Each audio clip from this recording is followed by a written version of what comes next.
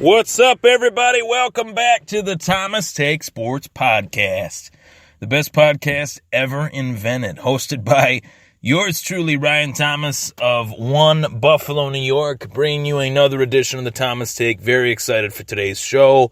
Another edition back from commercial break.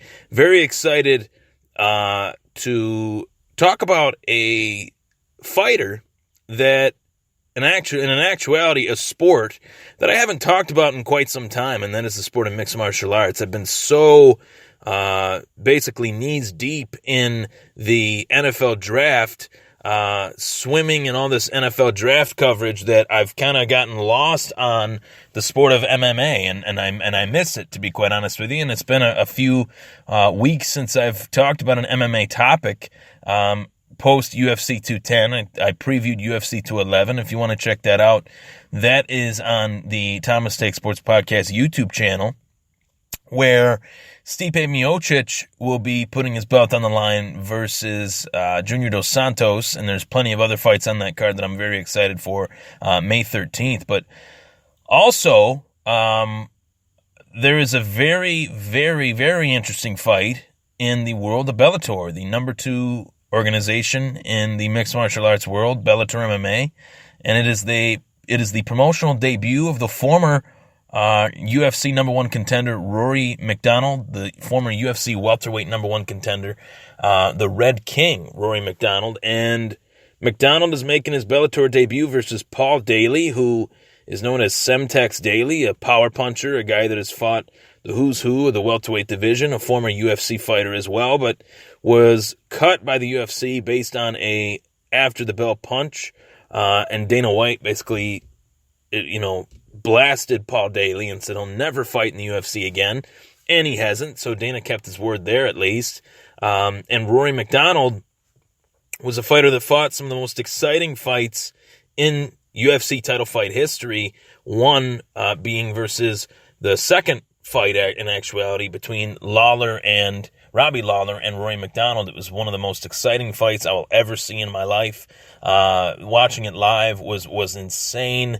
That was on the card that featured Chad Mendes and Conor McGregor. I believe it was UFC 189 in July of 2015, if I'm not mistaken.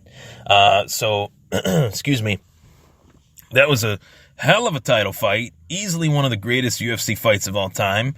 And since then, Rory MacDonald has kind of skid a little bit. Since the Lawler fight, he hasn't really been the same. That Lawler fight was a war in which MacDonald's face was completely messed up. His nose was shattered. His orbital bone was broken.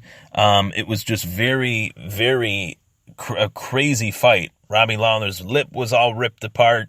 It was pretty insane what lengths those two fighters were willing to go in order to keep that, or in order to take that belt in the case of Rory MacDonald, and he came up just short, losing that fight via TKO in the 5th and final round. And since then, Rory took a year off, fought Stephen Wonderboy Thompson, and that fight did not go quite well at all for MacDonald. He looked very tentative, looked very gun-shy in there, and he did not look the same. He did not look like the dog that was willing to eat, so to speak. So it's been a long time coming. Since that 2015 bout with Robbie Lawler, Rory MacDonald hasn't really fought that much. He took that year off, and then he fought Wonderboy, and then he took another year off, saying that he needed to get his nose cleaned and basically put back together in order to continue to fight. And he's basically ready to fight now, and he's willing and able to fight Paul Daley. I believe it is the same night as UFC 211, May 13th. So that is live on Spike, and that is on a Bellator card that'll be in London, England, as Paul Daley is of British descent. So it'll be very interesting to see how that crowd reacts to Rory MacDonald, being that he is a French Canadian, and being that he is a guy that does not really translate well with the fans. He's more of a quiet, lackadaisical, kind of calculated approach, similar to a George St. Pierre. So it'll be very interesting to see how the fans react to Rory MacDonald as he enters into the Bellator cage.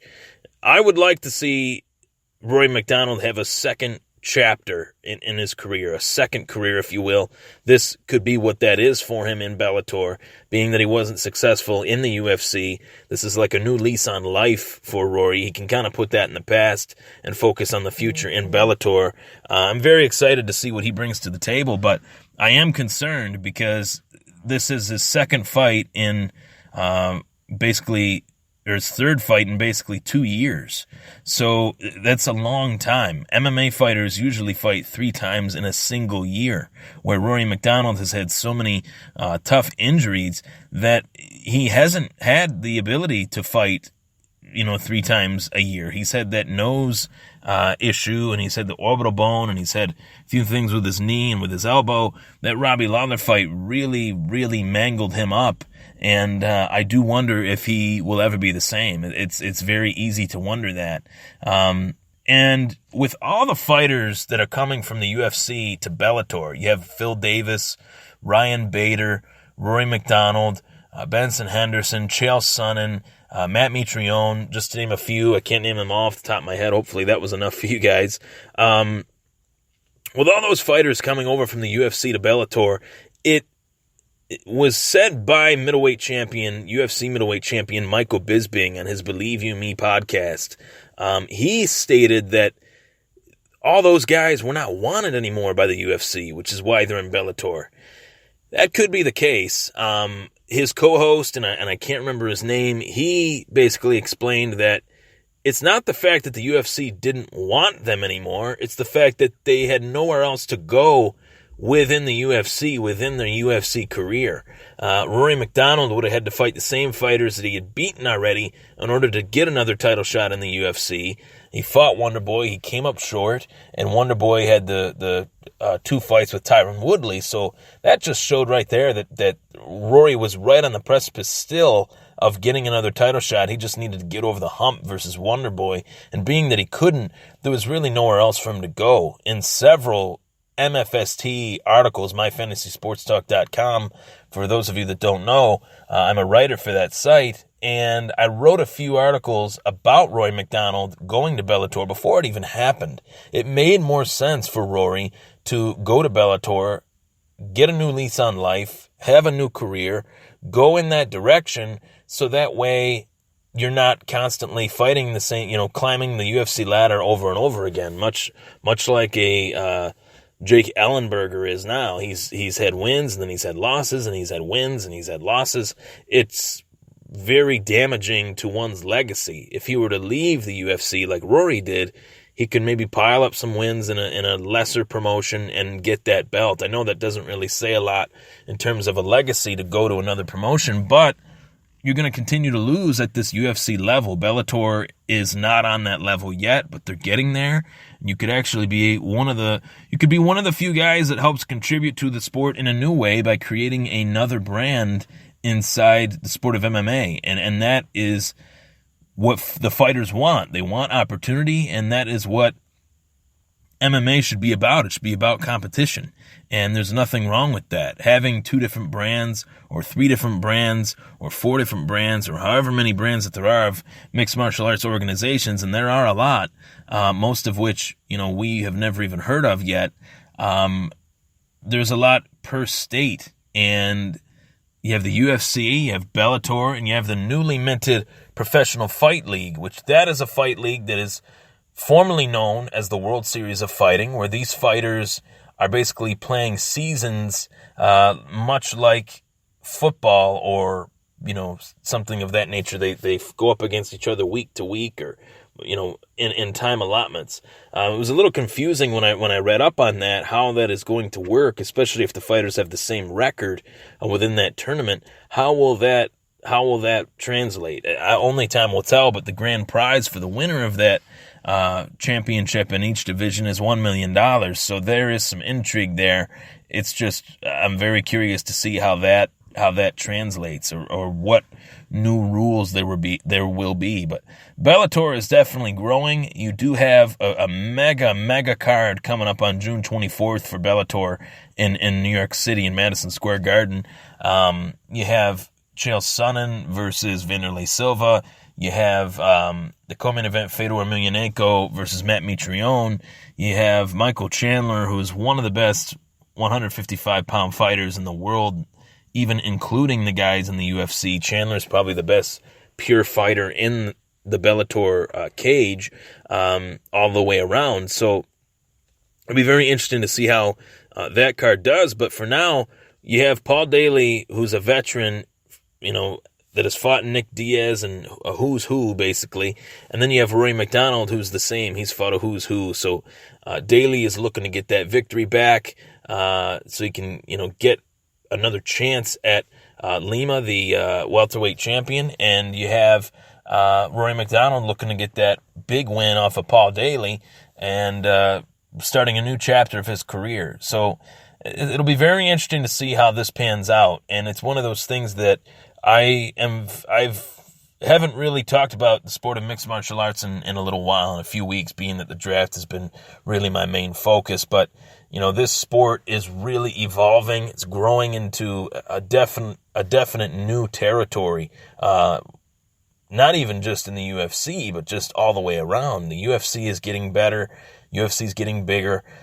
There's things that the UFC is doing that are not the most popular. There's fights that they're making that are a little bit perplexing, but there's also fights that they have made that are pretty interesting, and it's caused attention to the sport, positive or negative. It's actually a good thing because it's bringing publicity to the UFC. And then you have Bellator, who they're trying to make a name for themselves. They're where the UFC was about 8 years ago. So it'll be interesting to see how that pans out, but I'm really interested to see how Rory MacDonald comes to the cage.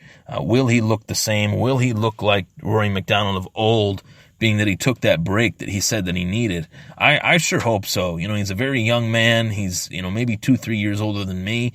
So for a guy that isn't even in his 30s yet, to think that his career could be over is remarkable. Remarkable in a sense that, it shows how much different this sport is from any other sport. They say a running back hits the age of 30 and they're done. They say a quarterback hits the age of 40 and they're most likely done.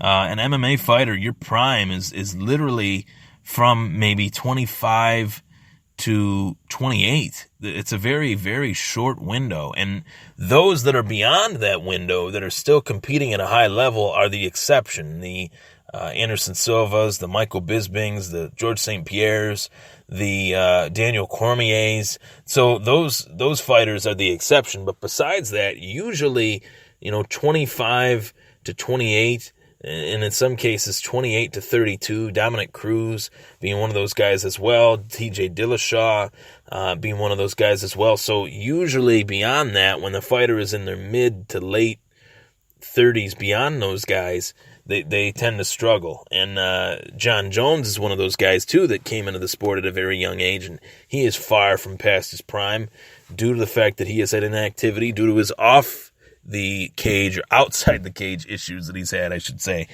So very interesting to say the least, and I really hope that we see a new version of Rory MacDonald inside that Bellator cage, because he is going to need to be on his top of his game. Because if he loses this fight versus Paul Daly, it'll make the UFC look right for letting him go to Bellator, and it'll look very bad for Bellator. In terms of Paul Daly getting the win, when Paul Daly has not beaten the guys that Rory MacDonald has beaten, even though he has fought the who's who, he's usually lost to the who's who in MMA. So Rory MacDonald should definitely win this fight. This should be a fight that he should be able to win, but when I say that, I'm thinking about the old Rory and not the possibility of a new Rory. Take care, guys. Thank you for tuning in.